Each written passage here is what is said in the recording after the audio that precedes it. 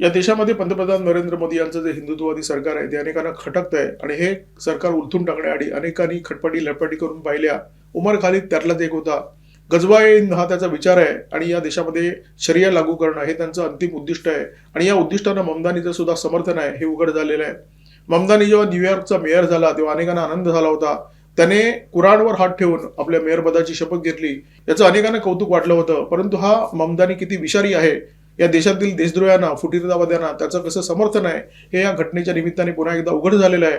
बरं, हे समर्थन त्याने पहिल्यांदा केलेलं नाहीये. तो जेव्हा मेयर पदाच्या निवडणुकीच्या मैदानात उतरला होता त्यावेळी त्यांनी जी भाषणं केली त्याच्यामध्ये उमर खालिदचं त्यांनी जाहीरपणे समर्थन केलं होतं. या देशामध्ये जे नक्षलवादी, दहशतवादी, इस्लामी कट्टरवादी कार्यरत आहेत त्यांची जागतिक स्तरावर पोच किती मोठी आहे आणि किती जबरदस्त आहे हे या घटनाक्रमावरून तुमच्या लक्षात येऊ शकतं.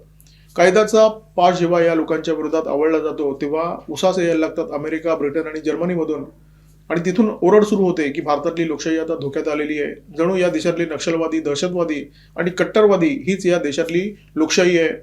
या मंडळींची इकोसिस्टीम इतकी जबरदस्त असते की त्यांना पैसा आणि राजकीय पाठिंब्याची कधीच कमतरता नसते.